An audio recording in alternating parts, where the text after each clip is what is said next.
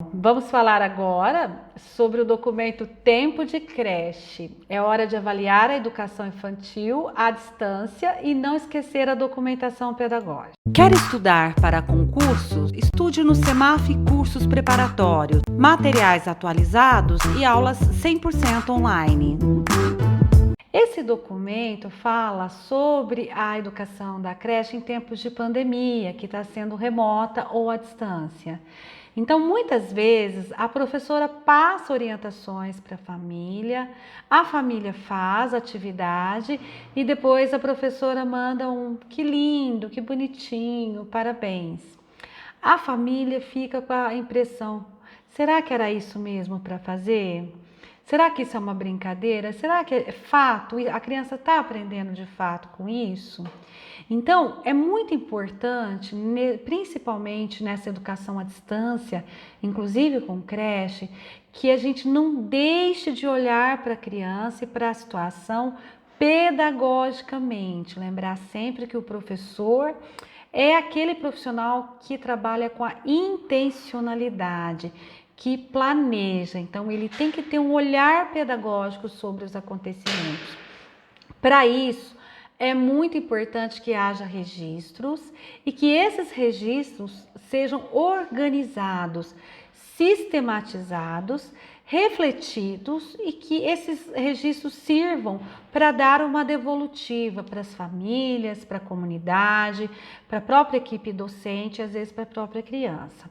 Então, sem esse olhar pedagógico, sem esse registro, a prática pedagógica à distância fica sem elo e nós não fechamos o ciclo de ensino-aprendizagem das crianças, das famílias e o nosso em relação aos encaminhamentos e aprofundamentos que devem ser dados. Fazer a documentação pedagógica é contar uma história pedagógica, utilizando recursos que sejam compreendidos pelo público a qual se destina. Crianças, famílias ou colegas de equipe. A narrativa da história deve deixar evidente a vez e o protagonismo da criança, a interação com as famílias e também as reflexões do professor. Primeiro, é preciso entender o que o termo documentação pedagógica se refere. Então, o termo documentação pedagógica, ele refere-se a duas questões interligadas: processo e conteúdo do processo.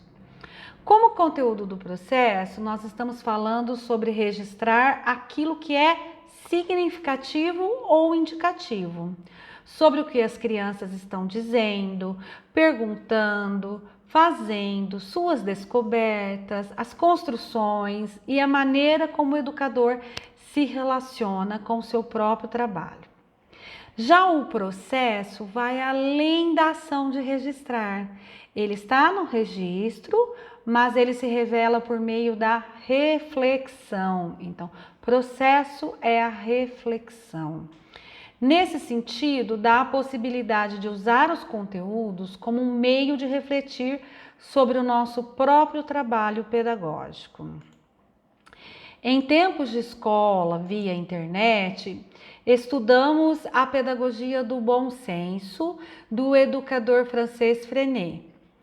Ao criar a Escola do Povo e difundir novas concepções para a educação de crianças pequenas, Freinet propôs alguns recursos para sistematizar e compartilhar as aprendizagens vivenciadas pelas crianças. Entre esses recursos, o Jornal Mural e o Livro da Vida. Para Freinet, a natureza e a comunidade do entorno da escola eram tão importantes quanto a sala de aula. As descobertas realizadas nos passeios e no trabalho realizado a partir dessas explorações precisavam ser registradas e sistematizadas para que se transformassem em conhecimentos. Com isso, Freinet propôs alguns recursos que demonstravam o interesse e o engajamento das crianças e que favoreciam a construção de percursos de aprendizagem.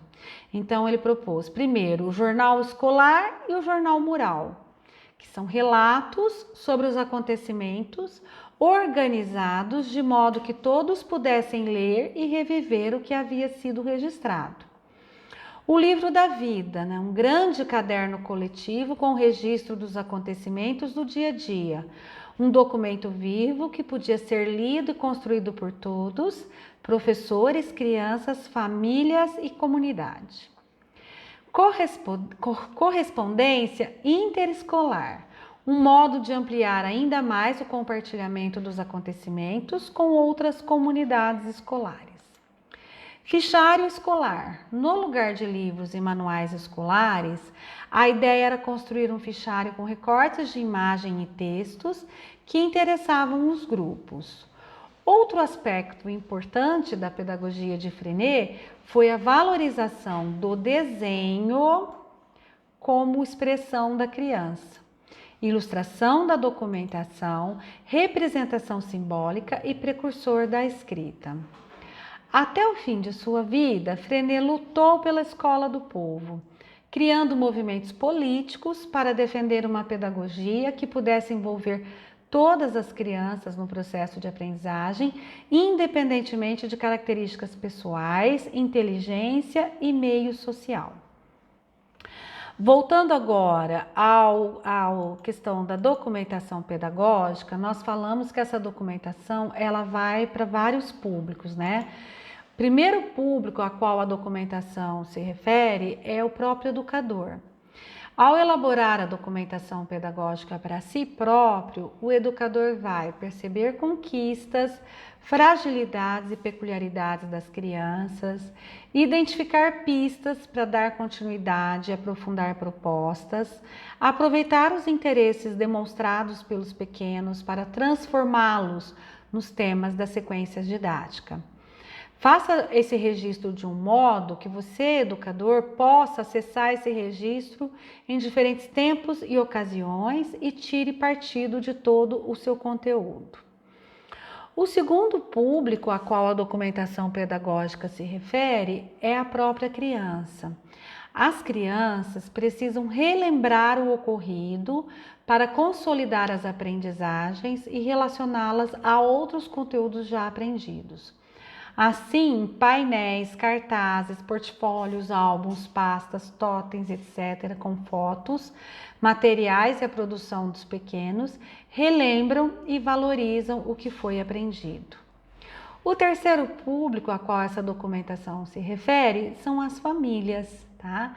Então, fazer essa documentação, registro em forma de painéis, de cartazes, de textos, de álbuns, de portfólios, de site, página do Facebook, grupo de WhatsApp, etc. A documentação precisa narrar a história do ocorrido e destacar aquilo que o professor deseja expressar. É importante também deixar o material à disposição dos familiares por um período de tempo que possibilite a sua visualização. O quarto público ao qual essa documentação pedagógica se refere é a equipe pedagógica, né? Os professores precisam contar suas histórias uns para os outros, com os destaques do que foi mais significativo, das experiências sucedidas, positivas e negativas, dos materiais e lugares interessantes e qualquer detalhe que possa ampliar os conhecimentos e repertórios dos colegas da equipe. Todos ganharão com esse material. O público número 5 é a comunidade. Exposições, mostras e eventos podem oportunizar as famílias e a comunidade a visitação e o conhecimento aprofundado sobre o que acontece dentro dos muros da escola. Finalmente, o documento fala em avaliação, né? Sem avaliar o que vivemos, não podemos aprofundar as experiências. Então, nesse sentido, o registro pedagógico é o meio para que se processe a avaliação. É retomando as anotações, as imagens e as produções que o professor reúne elementos para pensar sobre o que ocorreu e avaliar as aprendizagens das crianças e sua prática pedagógica. É avaliando que o professor pode pensar no foco das próximas propostas para aprofundar as aprendizagens, construir competências e transformar a sua prática. Não adianta escrever, escrever, escrever no caderno de registro, fotografar, filmar e guardar os trabalhos das crianças. Se tudo isso só existir para preencher o vazio do caderno, a memória do celular e o armário da sala. É preferível fazer registros mais sintéticos e objetivos e retomá-los em reflexão. O documento cita a autora Formosinho, pois ela acredita que a avaliação na educação infantil deve estar apoiada em uma série de princípios. Primeiro, ser compatível com uma teoria de educação. A avaliação como dimensão prática da prática pedagógica precisa combinar com ela, isto é, se acreditamos numa educação que considera a criança como protagonista e produtora de cultura, os processos de avaliação devem partir dessa crença.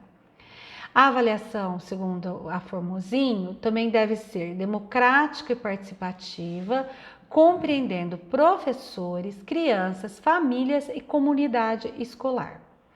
Envolver ativamente as crianças, que devem participar na elaboração da documentação pedagógica, visitar seus registros para repensar, rememorar as experiências vividas e se expressar sobre elas. Apoiar as jornadas individuais de aprendizagem de cada criança e dos professores. Centrar-se nas narrativas do que as crianças fazem, conseguem e conquistam para não atacar o bem-estar delas. A pesquisadora portuguesa, que é a Formosinho, Júlia Formosinho, ainda valoriza o ouvir as crianças, olhar para elas, estabelecer conversas e diálogos, alcançar compromissos entre os propósitos das crianças e os dos profissionais, planejar para a realização desses compromissos, documentar todo o processo, refletir sobre a documentação que torna visível a jornada de aprendizagem de cada criança e a jornada coletiva. Tudo isso para que a documentação e a avaliação sejam vistas como um suporte das jornadas de aprendizagem. Então, por hoje é só, vamos ficando por aqui. Eu espero que vocês tenham entendido o material, complementem seus estudos acessando o site Tempo de Creche e bons estudos!